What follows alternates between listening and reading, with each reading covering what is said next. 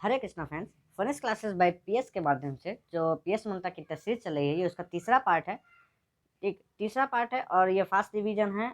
इसमें पूरे पॉलिटी के अपने आपके जितने भी पॉलिटिक्स से रिलेटेड क्वेश्चन हैं वो कवर किए गए हैं इसमें। तो आइए स्टार्ट करते हैं पहले क्वेश्चन से।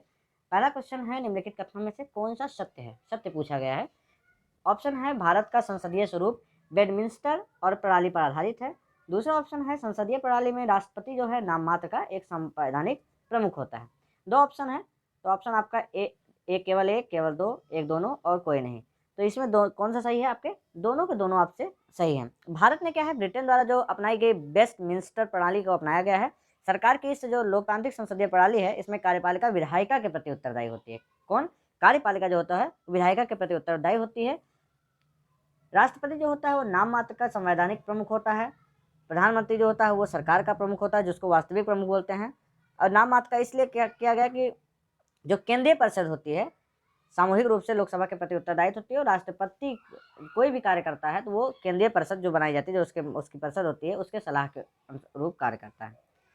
ठीक है, तो इसका ऑप्शन आपका दोनों सही है। नेक्स्ट क्वेश्चन है, निम्नलिखित में से कौन सा संघात्मक सरकार का लक्षण नहीं है? तो ऑप्शन है लिखित संविधान, बी संविधान की सर्वोच्चता, सी स्वतंत्र न्यायपालिका, डी जो है एकीकृत न्यायपालिका।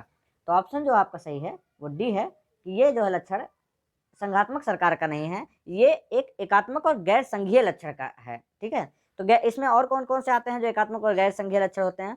एकीकृत न्यायपालिका की बात करता है, उसमें एकल संविधान की बात करता है, एक सशक्त केंद्र की बात करता है, संविधान का लचीलापन होगा उसमें, और केंद्र द्वारा राज्यपाल की नियुक्ति, अखिल भारतीय सेवाएं, आपातकालीन प्रावधान। तो ये अलग चीज है, तो जो भारतीय संविधान ने अपनाई है। तो हमारे यहाँ पूर्णतः जो है संघात्मक सरकार नहीं है, इसीलिए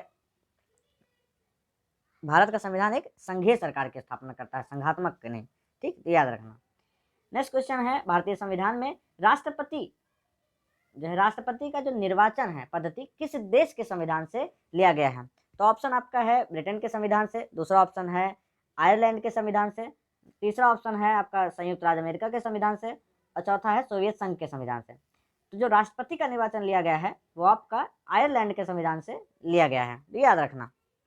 ठीक, अब देखें भारत की जो राष्ट्रपति का निर्वाचन पद्धति और इसी के साथ आयरलैंड के जो संविधान से लिया गया है डीपीएसपी जो है राज्य के नीति निर्देशक सिद्धांत, और राज्यसभा के सदस्यों के लिए जो नामांकन से रिलेटेड संबंधी प्रावधान है वो कहाँ से लिए गए हैं? आयरलैंड के संविधान से। नेक्स्ट क्वेश्चन पे आते हैं, क्वेश्चन 4 में है कौन सा सुमेलित नहीं है? ठीक, अब इसमें दिया गया हुआ कहाँ से कौन सा संविधान, कौन सा प्रावधान लिया गया है। तो पहला ऑप्शन दे रखा है संविधान में जो संशोधन की प्रक्रिया है वो दक्षिण अफ्रीका का संविधान से लिया गया है, आपको बताना है कौन सा सही है। दूसरा ऑप्शन है विधि द्वारा स्थापित प्रक्रिया जापान के संविधान से लिया गया है, और वर्ती सूची जो है वो ऑस्ट्रेलिया के संविधान से लिया गया है। और तीसरा लास्ट ऑप्शन है केंद्र द्वारा राज्यपालों की जो नियुक्ति है वो ब्रिटेन के संविधान से लिया गया है। तो इसमें अगर देखा जाए तो पहला भी ऑप्शन सही है, जो संशोधन की प्रक्रिया है वो दक्षिण अफ्रीका का संविधान से लिया गया है, जो विधि द्वारा स्थापित प्रक्रिया है वो जापान के संविधान से लिया गया है, समवर्ती सूची ऑस्ट्रेलिया से लिया गया है, लेकिन जो केंद्र राज्यपालों की जो नियुक्ति है वो ब्रिटेन के संविधान से नहीं लिया गया है। ठीक है, तो ये कहाँ से लिया गया है? तो ये कनाडा से लिया गया है। कहाँ से? कनाडा से, याद रखना। ठीक, अब अगर हम बात करें कनाडा से और क्या क्या लिया गया है, तो इसके साथ ही एक सशक्त केंद्र के साथ संघीय व्यवस्था, जो संघीय व्यवस्था है वो कहाँ से लिया गया है? वो भी कनाडा से लिया गया है। ठीक, और इसके साथ में अवशिष्ट जो शक्तियां हैं केंद्र में निहित हैं उससे वो जो है वो भी कनाडा से लिया गया है। तो 3 बता दिया मैंने, केंद्र राज्यपाल की नियुक्ति, संघीय व्यवस्था और अवशिष्ट शक्तियों को केंद्र में, उससे रिलेटेड जितने प्रावधान है वो कनाडा से लिए गए हैं। नेक्स्ट क्वेश्चन पे आते हैं, भारत शासन अधिनियम 1919 के संबंध में क्या असत्य है? ठीक है, तो ऑप्शन देख लेते हैं 1919 से रिलेटेड क्या असत्य है।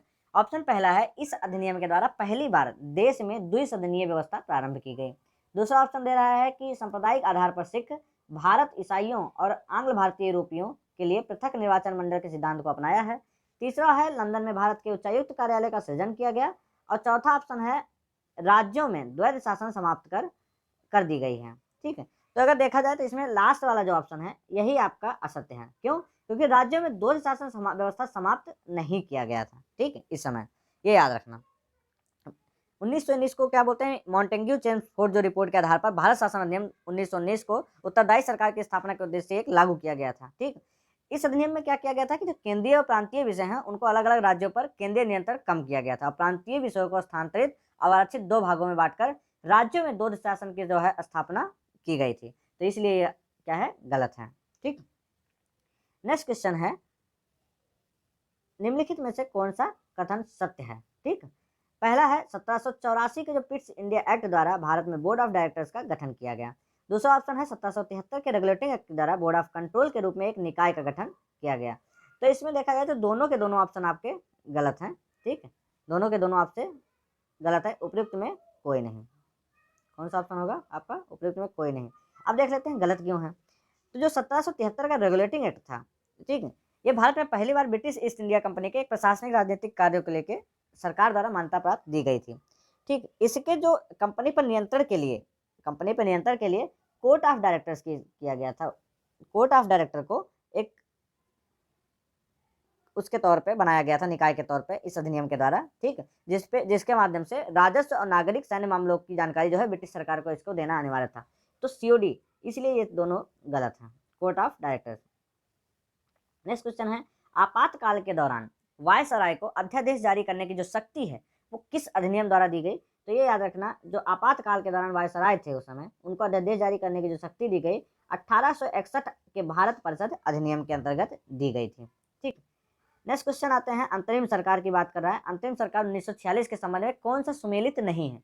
ठीक, जान मथाई उद्योग एवं नागरिक आपूर्ति से रिलेटेड थे। और ऑप्शन है सरदार बलदेव सिंह रक्षा विभाग, राजकुमारी अमृत कौर स्वास्थ्य विभाग और आसफ अली रेलवे एवं परिवहन विभाग।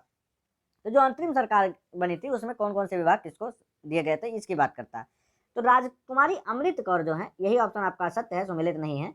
राजकुमारी अमृत कौर को जब 1947 के बाद देश आज़ाद हुआ, उस समय जो सरकार बनी थी उसमें इनको स्वास्थ्य विभाग दिया गया था, ना कि 1946 वाले में। ठीक, तो ये याद रखना, 1947 को जो पहली कैबिनेट बनी थी उसमें ये स्वास्थ्य विभाग में थी।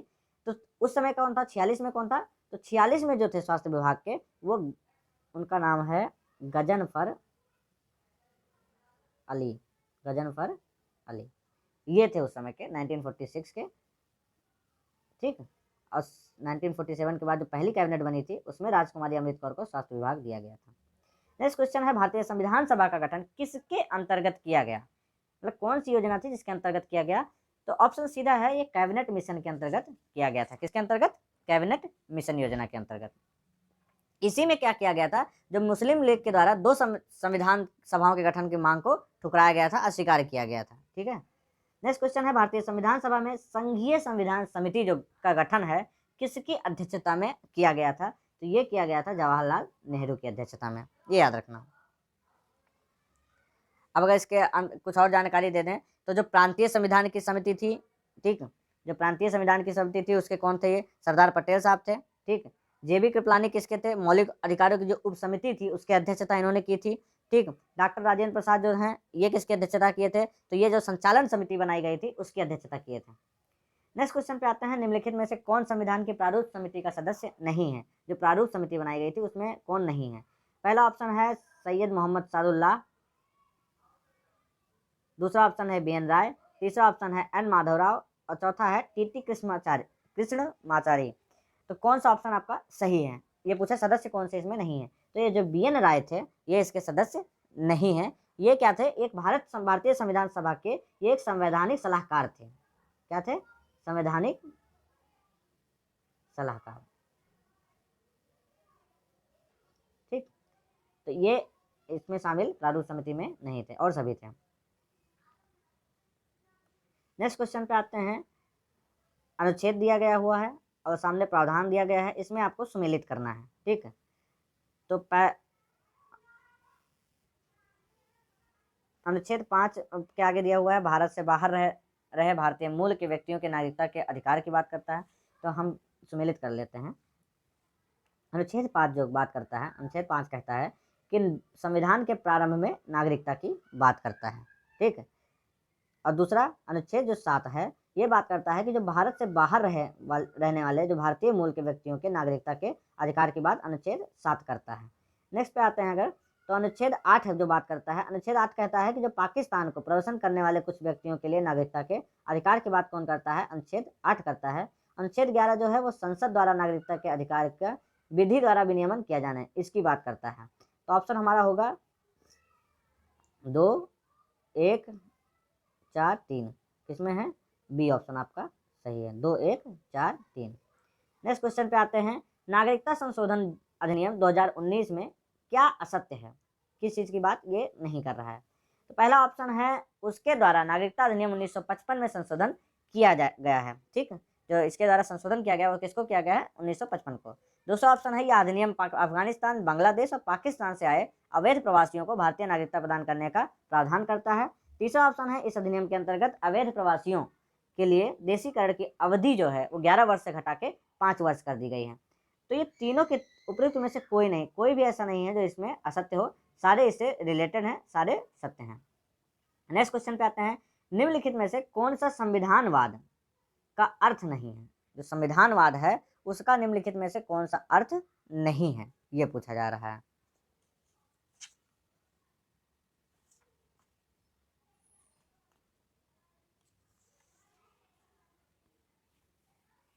तो बताइए भाई, और जल्दी जल्दी कमेंट कीजिए आप लोग।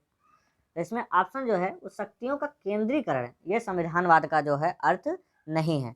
अगर संविधानवाद के तात्पर्य क्या है कि राजनीतिक शक्तियों के नियमों के जो अधीन प्रयोग होते हैं उसको बोलते हैं। ठीक है, इसकी अवधारणा में शक्ति के निरंकुश प्रयोग के विरुद्ध सीमित सरकार, विधि के शासन, शक्ति पृथक्करण, ठीक, नायकवादी नेतृत्व की अनुपस्थिति, समाज में बहुमत हितों की स्वीकृति आदि शामिल है। ठीक, लेकिन शक्तियों का केंद्रीकरण शामिल नहीं है। नेक्स्ट क्वेश्चन पे आते हैं, निम्न में से कौन सा भारतीय संविधान की विशेषता नहीं है? ठीक, बताइए भैया। ऑप्शन पहला है शक्तियों का कठोर पृथक्करण, दूसरा है स्वतंत्र अभिकरणों की व्यवस्था, तीसरा है राज्य की सत्ता के विरुद्ध मूल अधिकारों की व्यवस्था और असममित संघवाद। तो इसमें ऑप्शन कौन सा आपका सही है? शक्तियों का कठोर पृथक्करण, ये भारतीय संविधान में कहीं देखा नहीं गया है। ठीक, भारतीय संविधान कभी भी शक्तियों के कठोर पृथक्करण की बात ही नहीं करता है। ठीक, नेक्स्ट क्वेश्चन आते हैं, भारतीय संविधान में प्रस्तावना की जो भाषा है वो किस देश के संविधान से लिया गया है? तो संविधान में जो प्रस्तावना की भाषा जो है वो आपके किस देश से लिया गया है? ऑप्शन है संयुक्त राज्य America, USA, Ireland, United kingdom, Australia. किससे लिया गया है? तो ये लिया गया है आपके ऑस्ट्रेलिया से। किससे लिया गया है? ऑस्ट्रेलिया से।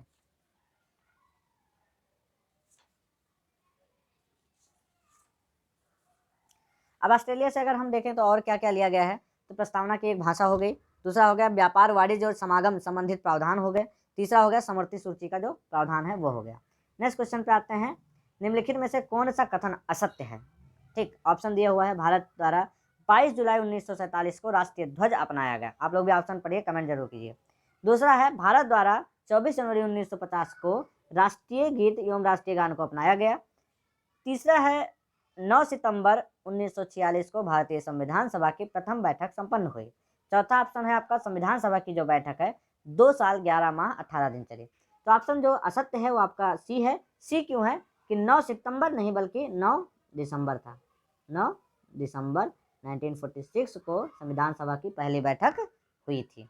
ठीक, नेक्स्ट क्वेश्चन पे आते हैं, किस प्रसिद्ध वाद में उच्चतम न्यायालय के द्वारा प्रस्तावना को संविधान निर्माताओं के मस्तिष्क की कुंजी बताया?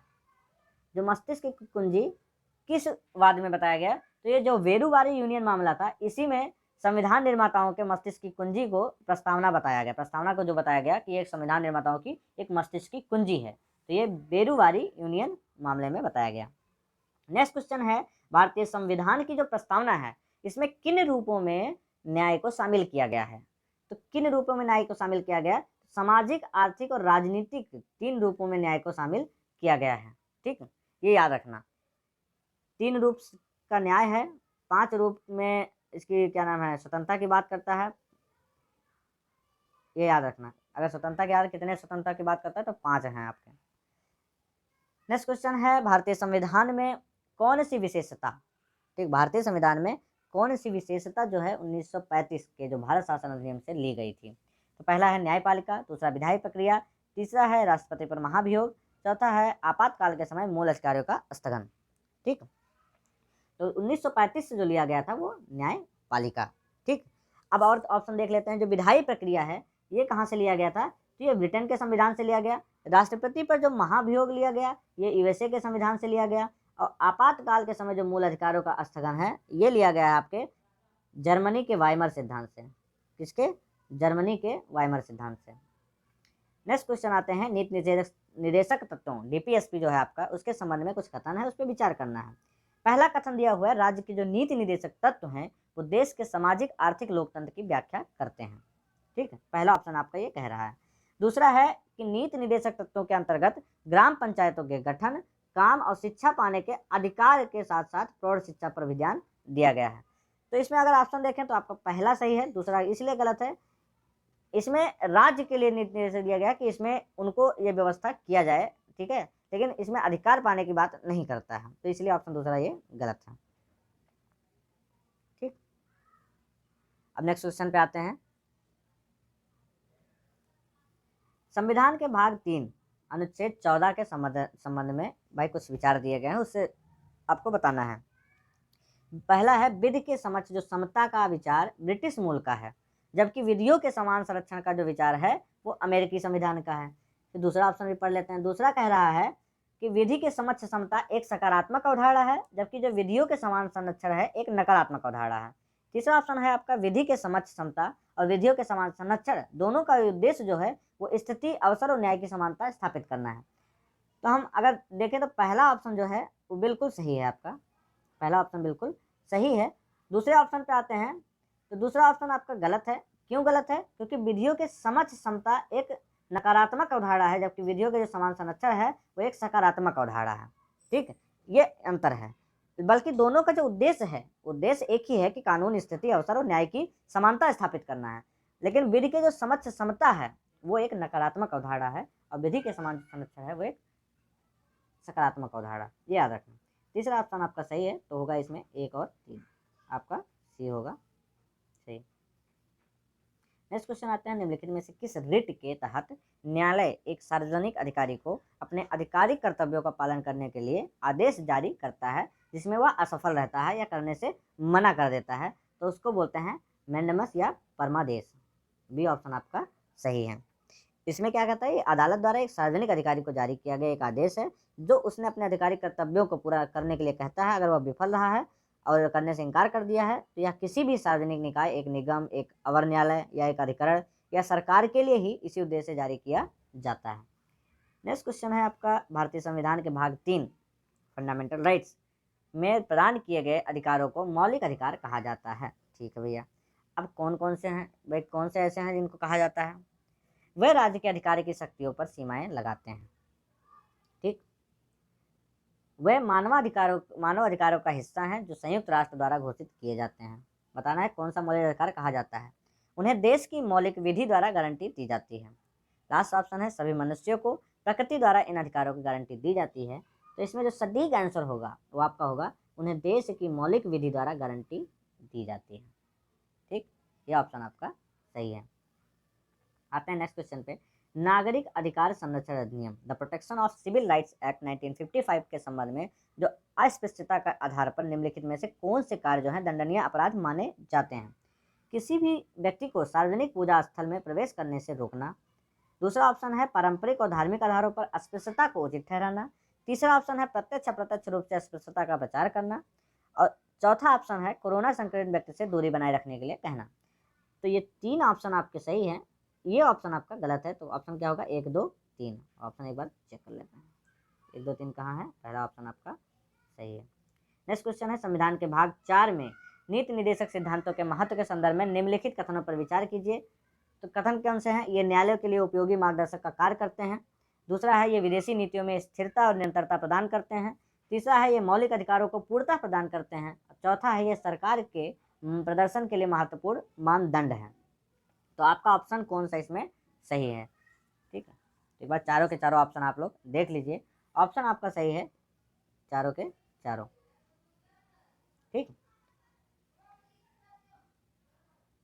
नेक्स्ट क्वेश्चन है आपका, निम्नलिखित कथनों पर विचार कीजिए। ठीक, कह रहा है भारत एक समाजवाद और साम्यवादी समाजवाद है। ठीक, दूसरा ऑप्शन कह रहा है भारतीय समाजवाद मार्क्सवाद और गांधीवाद का मिश्रण है। ठीक, तो अगर ऑप्शन देखा जाए तो केवल बी होगा, दूसरा ऑप्शन आपका सही होगा। भारत समाजवाद एक साम्यवादी नहीं है, बल्कि क्या है, एक लोकतांत्रिक समाजवाद है। क्या है? लोकतांत्रिक समाजवाद। तो इसलिए पहला गलत है। दूसरा आते हैं नेक्स्ट क्वेश्चन पे। निम्नलिखित कथनों पर विचार कीजिए। या कुछ कथन दिए गए हैं, उन पर विचार करना है आपको। यथोचित विधि प्रक्रिया, ड्यू प्रोसेस ऑफ लॉ, न्यायपालिका को विधायिका द्वारा पारित जो कानून के न्याय संगत, निष्पक्ष और उचित आधार पर परीक्षण करने के लिए अधिकृत करती है। दूसरा ऑप्शन है विधि द्वारा स्थापित प्रक्रिया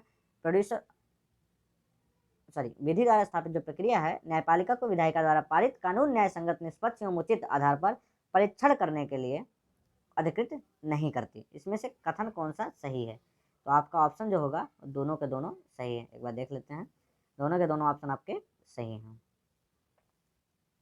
आते हैं नेक्स्ट क्वेश्चन पे। संविधान के भाग 3 के तहत किसी नागरिक का जो निम्नलिखित में से कौन सा कार्य जो है संरक्षित नहीं है?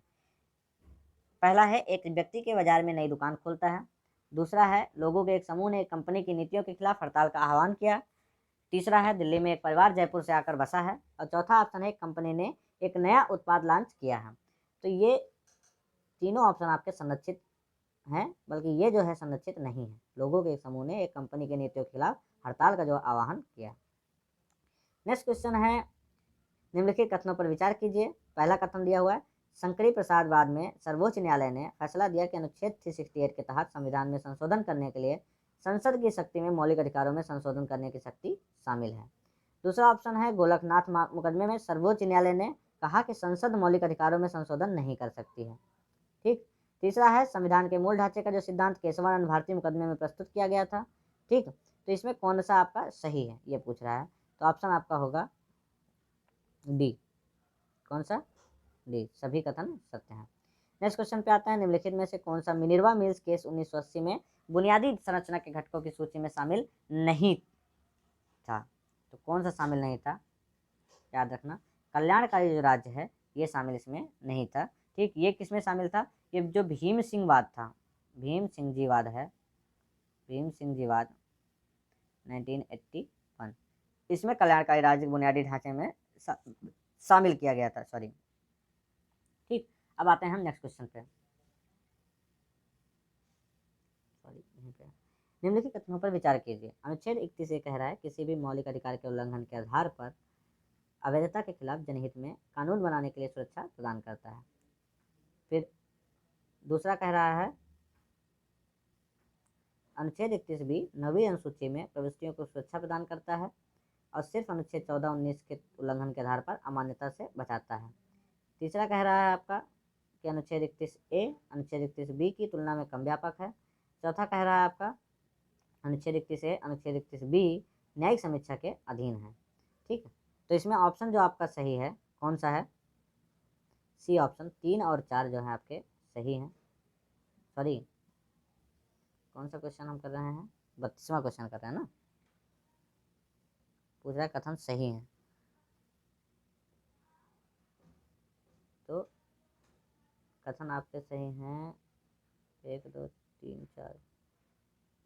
3 4 नहीं होगा सर इसमें, क्योंकि ये कम व्यापक नहीं अधिक व्यापक है, तो ये गलत हो गया तीसरा। ठीक है, हम एलिमिनेशन कर लेते हैं। तो तीसरा इसमें ये नहीं होगा। ठीक है।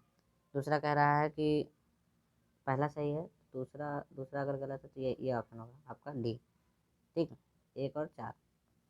नेक्स्ट क्वेश्चन पे आते हैं, निम्नलिखित में से कौन से गांधीवादी सिद्धांत जो राज्य नीति निर्देशक सिद्धांतों में परिलक्षित हैं इसमें बताना है। तो पहला है ग्राम पंचायतों को व्यवस्थित करना। दूसरा है कुटीर उद्योगों को बढ़ावा देना। तीसरा है उद्योगों के प्रबंधन में श्रमिकों की भागीदारी को सुरक्षित करने के लिए कदम उठाना। चौथा है अनुसूचित जातियों जनजातियों और शैक्षिक आर्थिक हितों को बढ़ावा देना। पांचवा है गोवध पर रोक लगाना। तो इसमें कह रहे हैं कौन सा जो है गांधीवादी सिद्धांत के में परिलक्षित है। पहला सही है, ग्राम पंचायतों को व्यवस्थित करने का है। ठीक। दूसरा है आपका कुटीर उद्योगों को बढ़ावा देना, ये भी सही है। उद्योगों के प्रबंधन में जो श्रमिकों की भागीदारी को सुरक्षित करने के लिए जो कदम है ये गांधीवादी नहीं है, ये एक समाजवादी सिद्धांत है। ये भी सही है, ये भी सही है। आते हैं ऑप्शन पे आपके 1 2 4 5। नेक्स्ट क्वेश्चन है, भारत के संविधान के संदर्भ में राज्य के नीति निर्देशक तत्व। ऑप्शन दे रखे हैं उसमें कौन सा कथन सही है। ठीक, कह रहा है विधायिका के कृत्यों पर निर्बंधन लगाते हैं, न्यायपालिका के कृत्यों पर निर्बंधन लगाते हैं, कार्यपालिका के कृत्यों पर निर्बंधन लगाते हैं। तो ये इसका जो सही है वो ऑप्शन डी है, उपरोक्त में से कोई नहीं, क्योंकि किसी पर भी निर्बंधन नहीं लगाते, सब में नहीं होगा। ठीक, नेक्स्ट क्वेश्चन पे आते हैं। भारत के संविधान के भाग 3 में मौलिक अधिकारों के संदर्भ में निम्नलिखित में से कौन सा कथन सही है मौलिक अधिकारों के संबंध में। ऑप्शन है ये राज्य और निजी व्यक्तियों के दोनों के कार्यों के विरुद्ध उपलब्ध हैं। ठीक, दूसरा है ये कार्यपालिका विधायिका दोनों के अन्याय पर प्रतिबंध लगाते हैं। तो ऑप्शन आपका इसमें दोनों के दोनों आपके सही हैं। नेक्स्ट क्वेश्चन है निम्नलिखित में से कौन सी विशेषताएं भारतीय संविधान की सीमित सरकार जो लिमिटेड गवर्नमेंट है उसके लिए सिद्धांत को लागू करने वाली है। पहला है आपका प्रस्तावना, दूसरा ऑप्शन है मौलिक अधिकार, तीसरा है राज्य के नीति निर्देशक तत्व। तो इसमें कौन सा है जो सीमित अधिकार को सिद्धांत को लागू करने वाली है, तो वो है आपकी केवल 2 जो मौलिक अधिकार है ये। ठीक, नेक्स्ट क्वेश्चन है मौलिक अधिकारों के संबंध में निम्नलिखित में से कौन सा कथन सही है। ठीक, सभी मौलिक अधिकार नकारात्मक स्वभाव वाले हैं, ये वाद योग्य है, ये स्वभाव में अस्थायी है। तो इसका ऑप्शन जो आपका सही होगा बी होगा, केवल ये वाद योग्य है, क्योंकि सभी मौलिक अधिकार नहीं, कुछ मौलिक अधिकार नकारात्मक हैं। ठीक, सभी नहीं हैं। इसमें ये स्वभाव में अस्थायी हैं, ये गलत है, ये स्वभाव में अस्थायी नहीं है। नेक्स्ट क्वेश्चन पे आते हैं। संविधान के अनुच्छेद 12 के तहत राज्य की परिभाषा में निम्नलिखित में से कौन सा शामिल है। पहला है भारत की संसद, दूसरा है राज्य सरकार के कार्यकारी और विधायी अंग, तीसरा है नगर पालिका और पंचायतें, चौथा है जीवन बीमा निगम, पांचवा है राज्य के साधन के रूप में कार्य करने वाली जो निजी एजेंसियां हैं वो हैं। तो ऑप्शन है आपका ये दिया हुआ है, इसमें सभी जितनी भी दिए हैं सभी जो है राज्य की परिभाषा के अंतर्गत शामिल होती हैं। नेक्स्ट क्वेश्चन है मौलिक अधिकारों के संदर्भ में निम्नलिखित कथनों पर विचार करना है। तो आते हैं पहले ऑप्शन पे, इन्हें राष्ट्रीय आपातकाल के दौरान निलंबित नहीं किया जा सकता है। दूसरा ऑप्शन है इन्हें केवल न्यायालय द्वारा ही लागू किया जा सकता है। तीसरा ऑप्शन है इनसे संबंधित कोई भी कानून केवल संसद द्वारा ही अधिनियमित किया जा सकता है। तो ऑप्शन आपका इसमें सही है केवल 3। ठीक है, क्यों? क्योंकि उनमें अधिकांश जो सीधे लागू करने योग्य हैं, जो स्वनिष्पादित हैं, इनमें से कुछ हैं जो कानून बनाकर लागू किया जा सकता है, ये जो है केवल न्यायालय द्वारा, ये गलत है इसीलिए। और राष्ट्रीय आपात के दौरान निलंबित नहीं किया जा सकता, क्योंकि आर्टिकल 20 और 21 ऐसा अधिकार है जो राष्ट्रीय जो आपातकाल लगता है तो उसके दौरान इसको छोड़ के सारे निलंबित होते हैं। नेक्स्ट क्वेश्चन है निम्नलिखित में से कौन से मौलिक अधिकार विदेशी नागरिकों के लिए भी उपलब्ध हैं। ऑप्शन 1 है विधि के समक्ष समता और विधियों का समान सनिक्षण। ठीक, दूसरा है नस्ल धर्म जाति लिंग जन्म स्थान के आधार पर भेदभाव का निषेध। तीसरा है आपका अपराधों के लिए सजा के संबंध में संरक्षण। और चौथा है जीवन की सुरक्षा व्यक्तिगत स्वतंत्रता। पांचवा है मानव दुर्व्यापार और बाल श्रम का प्रतिषेध। तो सबसे पहले बता दूं कि इसमें ऑप्शन कौन सा सही है। ऑप्शन आपका है बी, ये न केवल ये विदेशी नागरिकों को भी अधिकार प्राप्त हैं। 1 3 4 5 3 4 5 पहला, दूसरा क्यों नहीं है मैं बता देता हूँ अभी। ठीक, दूसरा ये आर्टिकल 14 है, ये याद रखना 15 16 19 29 30। ठीक, ये याद रखना, ये 5 ऐसे अनुच्छेद हैं इसके अंतर्गत जितने प्रावधान आते हैं वो केवल नागरिक को प्राप्त हैं। किसको? केवल नागरिक, यानी जो भारत के हैं, भारत के नागरिक हैं उनको, ये विदेशों के नागरिक को प्राप्त नहीं है। ठीक, तो ये आर्टिकल 15 के अंतर्गत आता है, इसलिए ये गलत है, इसलिए ये प्रावधान इनके अंतर्गत नहीं आता। अपराधों के लिए सजा के संबंध में संरक्षण, ठीक, तो ये आपका आता है आर्टिकल 20 के अंतर्गत, विदेशी नागरिकों को भी प्राप्त है। जीवन की सुरक्षा व्यक्तिगत स्वतंत्रता आर्टिकल 21। ठीक, मानव दुर्व्यापार और बालाश्रम वाला जो है यह आपका आता है अनुच्छेद 23। तो ये सारे जो है विदेशी नागरिकों को प्राप्त हैं, बट जो 15 16 19 29 30 के अंतर्गत जो प्रावधान है वो केवल नागरिक को प्राप्त है। नेक्स्ट क्वेश्चन है राष्ट्रपति के निर्वाचन में कौन शामिल होता है। ठीक, तो आपको बताना है। ऑप्शन है संसद के दोनों सदस्यों के निर्वाचित सदस्य, राज्य विधानसभा के निर्वाचित सदस्य, केंद्र प्रदेशों में दिल्ली और पुदुचेरी विधानसभाओं के निर्वाचित सदस्य, संसद के दोनों सदनों के सभी सदस्य। ठीक, तो इसमें आपका आंसर जो होगा 1 2 3 ये, क्योंकि निर्वाचित सदस्य ही शामिल होते हैं, सभी सदस्य नहीं। ठीक, नेक्स्ट क्वेश्चन पे आते हैं। निम्नलिखित कथनों में से कौन सा कथन असत्य है, तो वो है राष्ट्रपति का चुनाव आनुपातिक प्रतिनिधित्व के अनुसार एकल संक्रमणीय मत द्वारा प्राप्त होता है। बिल्कुल सही है। राष्ट्रपति का चुनाव गुप्त मतदान द्वारा होता है, ये भी सही है। राष्ट्रपति चुनाव से संबंधित जो सभी विवादों की जांच और फैसले निर्वाचन आयोग करता है। ऑप्शन अगला देख लेते हैं। राष्ट्रपति के चुनाव को इस आधार पर चुनौती नहीं दी जा सकती कि निर्वाचक मंडल अपूर्ण है, ये भी सही है। ये गलत है, क्योंकि निर्वाचन आयोग नहीं बल्कि सुप्रीम कोर्ट, जो भी जांच और फैसला होगा वो सुप्रीम कोर्ट देखता है।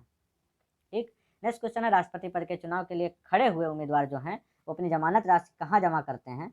तो वो जमा करते हैं भारतीय रिजर्व बैंक के पास। नेक्स्ट क्वेश्चन है, निम्न कथनों में कौन सा कथन असत्य है? राष्ट्रपति की जो पदावधि है उसके पद धारण करने की तिथि से 5 वर्ष तक होती है, सही है।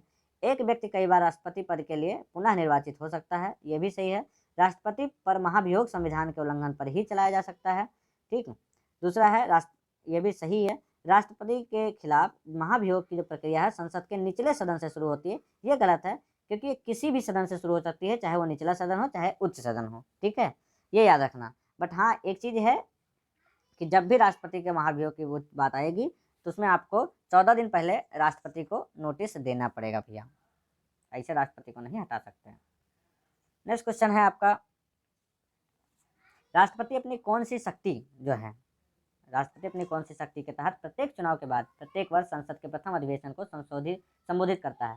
तो एक विधायी शक्ति जो है, ये एक ऐसा प्रावधान है जिसके तहत राष्ट्रपति जो है, जो भी चुनाव होता है लोकसभा का, उसके बाद जब सरकार बनती है तो वो प्रथम अधिवेशन को संबोधित करता है विधायी शक्ति के अंतर्गत। नेक्स्ट क्वेश्चन है, निम्नलिखित कथनों पर विचार करना है। उपराष्ट्रपति जो है राज्यसभा के पदेन सभापति के रूप में कार्य करता है। दूसरा ऑप्शन है आपका, इस संदर्भ में उसकी जो शक्तियां हैं, कार्य हैं, लोकसभा के अध्यक्ष की भांति ही होते हैं। तीसरा ऑप्शन है, राष्ट्रपति के पद रिक्त होने पर वह कितने समय के लिए कार्यवाहक राष्ट्रपति के रूप में कार्य कर सकता है? तो ऑप्शन होगा आपका 1, 2, कितने समय के लिए नहीं, केवल 6 माह के लिए। तो ये ऑप्शन इसलिए गलत है। नेक्स्ट क्वेश्चन है, निम्नलिखित में से कौन सा कथन असत्य है? नियंत्रक और महालेखा परीक्षक की नियुक्ति राष्ट्रपति द्वारा की जाती है। दूसरा ऑप्शन है, या राष्ट्रपति के सम्मुख शपथ लेता है। तीसरा ऑप्शन है, या राष्ट्रपति के प्रसाद पर्यंत अपने पद पर रहता है। और चौथा ऑप्शन है, राष्ट्रपति द्वारा इसे संसद के दोनों सदनों द्वारा विशेष बहुमत के साथ उसके दुर्व्यवहार अयोग्यता के पर प्रस्ताव पास करके उसे हटाया जा सकता है। तो मैंने 4 ऑप्शन दिए, ऑप्शन आपके सामने कौन सा गलत है? तो ये ऑप्शन सी गलत है आपका। ये राष्ट्रपति के प्रसाद पर्यंत, भले इन्होंने इसकी नियुक्ति राष्ट्रपति करते हैं, ठीक, शपथ राष्ट्रपति के सम्मुख होता है, लेकिन ये राष्ट्रपति के प्रसाद पर्यंत कार्य नहीं करता। इसकी जो कार्य की अवधि है वो 6 वर्ष या 65 वर्ष, जो भी पहले पूरी हो जाए। ठीक, ये याद रखना। नेक्स्ट क्वेश्चन है, निम्नलिखित में इस कथनों पर विचार करना है। जो सीएजी है राष्ट्रपति को इस संबंध में सलाह देता है कि वो केंद्र और राज्यों के लेखा किस प्रारूप में रखे जाने चाहिए। सीएजी जो है केंद्र और राज्य सरकार से संबंधित रिपोर्ट राष्ट्रपति को देता है। तो इसमें कौन सा सही है? पहला ऑप्शन सही है। दूसरा गलत है, क्योंकि जो केंद्र से रिलेटेड जो होगा वो राष्ट्रपति को देगा, और राष्ट्रपति कहाँ रखेगा? ये संसद के पटल पर रखता है। राज्य से रिलेटेड जो भी होगा वो राज्यपाल को देता है, जो विधानमंडल के पटल पर रिपोर्ट को रखता है। ठीक, ये याद रखना। नेक्स्ट क्वेश्चन है, निम्न में से कौन से राष्ट्रपति निर्विरोध चुने गए हैं? ठीक, तो ये आपके जो राष्ट्रपति निर्विरोध चुने गए हैं, doctor S Radhakrishnan, M Hidayatullah, doctor Shankar Dayal Sharma, K Narayanan. तो पहले जो 3 ऑप्शन हैं ये जो है ये निर्विरोध चुने गए हैं।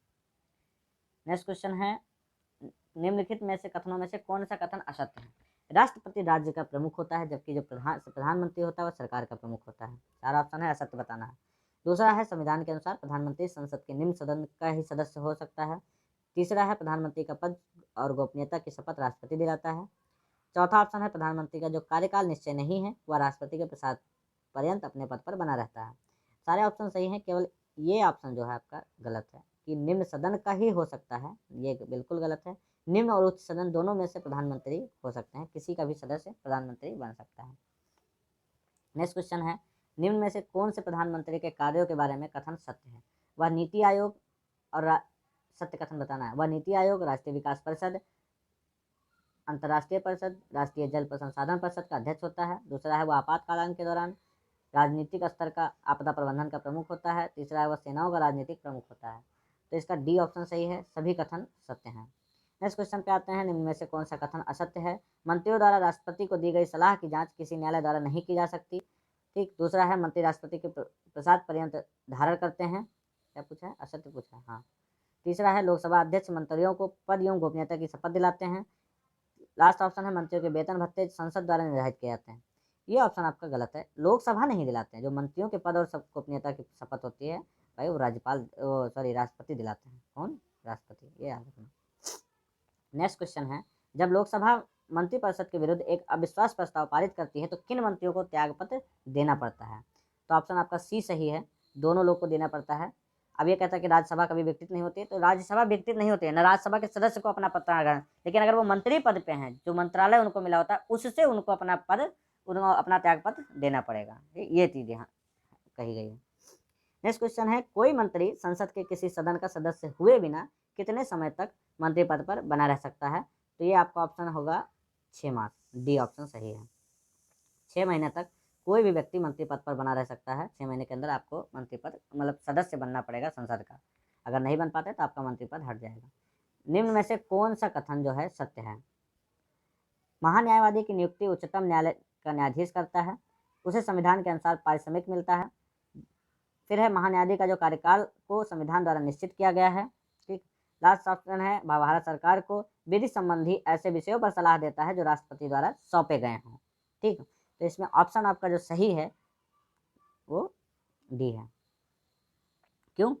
महान्यायाधीश जो महान्यायवादी होते हैं इनकी नियुक्ति उच्चतम न्यायालय नहीं, न्यायाधीश नहीं, बल्कि राष्ट्रपति करता है। कौन? राष्ट्रपति करता है। ये संविधान के अनुसार पारिश्रमिक नहीं मिलता। ये क्या है कि जब जो राष्ट्रपति द्वारा निर्धारित पारिश्रमिक होता है वही मिलता है।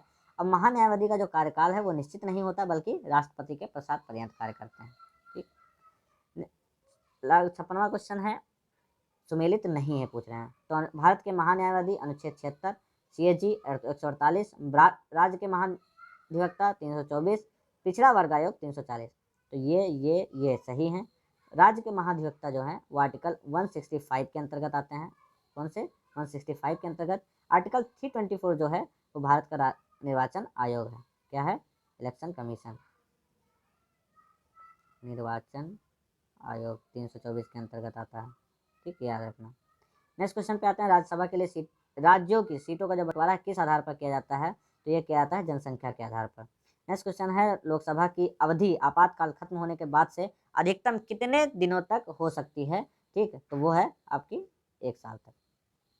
नेक्स्ट क्वेश्चन है, लोकसभा अध्यक्ष के चुनाव की तारीख का निर्धारण कौन करता है? तो लोकसभा के अध्यक्ष का जो चुनाव की तारीख का निर्धारण राष्ट्रपति करता है। नेक्स्ट क्वेश्चन है, कथन दिया गया हुआ है, कथन और कारण। राष्ट्रपति संसद की किसी भी सदन का सदस्य नहीं होता, लेकिन वह संसद का अभिन्न अंग है। दूसरा है, संसद के दोनों सदनों द्वारा पारित कोई विधेयक तब तक विधि नहीं बनता जब तक उसे राष्ट्रपति स्वीकृति नहीं दे देता। बिल्कुल दोनों सही हैं और कारण भी है, तो इसका ऑप्शन होगा ए। कथन कारण दोनों सही है और कारण कथन की सही व्याख्या है। नेक्स्ट क्वेश्चन है, महाधिवक्ता के पद का जो उल्लेख है संविधान में अनुच्छेद कौन सा है? तो अनुच्छेद अभी बताया 165 जो है महाधिवक्ता की बात करता है। नेक्स्ट क्वेश्चन है, राज्यपाल के अध्यादेश जारी करने की शक्ति के बारे में निम्नलिखित में से क्या सही नहीं है? या विवेकाधीन शक्ति नहीं है। दूसरा है, राज्यपाल किसी भी समय अध्यादेश को वापस ले सकता है। तीसरा ऑप्शन है, अध्यादेश की जो शक्ति है प्रयोग तभी किया जा सकता है जब विधानमंडल सत्र में नहीं हो। लास्ट है, अध्यादेश जारी करने के लिए मंत्रियों की सहायता और सलाह की आवश्यकता नहीं होती। तो ये लास्ट का जो ऑप्शन आपका गलत है, बिना इनके सलाह के भैया कुछ कर ही नहीं सकते। ठीक, तो ये क्या सही नहीं है? डी ऑप्शन आपका सही नहीं है। फिर आगे नेक्स्ट क्वेश्चन है, किसी राज्य में राष्ट्रपति शासन की उद्घोषणा के निम्नलिखित में से कौन से परिणामों का होना आवश्यक नहीं है? तो है ऑप्शन, राज्यसभा विधानसभा का विघटन। दूसरा है, राज्य के मंत्रिपरिषद का हटाया जाना। तीसरा है, स्थानीय निकायों का विघटन। तो राष्ट्रपति के शासन की उद्घोषणा अगर होती है तो कौन से परिणाम आवश्यक नहीं है? ठीक है, ये पूछ रहा है, तो कौन सा नहीं है इसमें? आपका जहाँ तक सही होना चाहिए आपको 1 और 3, राज्यसभा का विघटन और स्थानीय निकायों का विघटन, ये सही नहीं है। ठीक है, मंत्रिपरिषद से हटा दिए जाते हैं क्योंकि पूरी शक्ति के केंद्र के अंतर्गत आती है, ये सब सही है। नेक्स्ट क्वेश्चन है, निम्नलिखित कथनों में से विचार कीजिए, किसी राज्य के मुख्य सचिव उस राज्य के राज्यपाल द्वारा नियुक्त किए जाते हैं। दूसरा ऑप्शन है, राज्य में मुख्य सचिव का जो नियत कार्यकाल होता है। ठीक, तो मैं बता दूं ये दोनों के दोनों आपके ऑप्शन गलत हैं। ठीक, क्यों गलत हैं? कि राज्य का जो मुख्य सचिव होता है उसे कौन नियुक्त करता है? तो उसे मुख्यमंत्री नियुक्त करता है, भारतीय प्रशासनिक सेवा के वरिष्ठ अधिकारियों में से। ठीक, दूसरा है कि इनका नियत कार्यकाल, जो बात कर रहा है कि इनका नियत कार्यकाल होता है, तो इनका कोई नियत कार्यकाल, मुख्य सचिव का नियत कार्यकाल होता है, तो ये गलत है, नियत कार्यकाल नहीं होता। ठीक, नेक्स्ट क्वेश्चन पे आते हैं, राज्यपाल संविधान के अंतर्गत किसके प्रति अपने आचरण के लिए उत्तरदायी होता है, ठीक। तो किसके प्रति उत्तरदायी होता है? राज्यपाल जो है, तो राज्य के मुख्यमंत्री के प्रति। नेक्स्ट क्वेश्चन है, भारतीय संविधान के किस अनुच्छेद में प्रावधान है कि राज्य के मुख्यमंत्री की नियुक्ति राज्यपाल करेगा? तो ये बताओ कौन सा प्रावधान है? तो ये है 164, ठीक, ये याद रखना। 164 में सीधा कहता है कि जो राज्य के मुख्यमंत्री की नियुक्ति राज्यपाल करेगा। आज का लास्ट क्वेश्चन, आज के दिन हम ये तीसरे सीरीज का हम 67 क्वेश्चन कवर कर रहे हैं। नेक्स्ट के जो अन्य क्वेश्चन है वो हम सेकंड पार्ट में पूरा कंप्लीट करेंगे। तो आज का लास्ट क्वेश्चन है, राज्य विधान परिषद के कितने सदस्य विधानसभा द्वारा चुने जाते हैं? तो ये याद रखना, कितने सदस्य हैं? 1/3, 1/3 सदस्य जो हैं वो विधानसभा द्वारा चुने जाते हैं। Thank you so much. अगर आपको ये सेशन अच्छा लगा है तो और लोगों को भाई शेयर कीजिए, जो लोग RO पेपर देने जा रहे हैं वो भी एक रिवीजन के माध्यम से, फास्ट रिवीजन के माध्यम से अपना टेस्ट सीरीज फॉलो कर सकें। Thank you so much.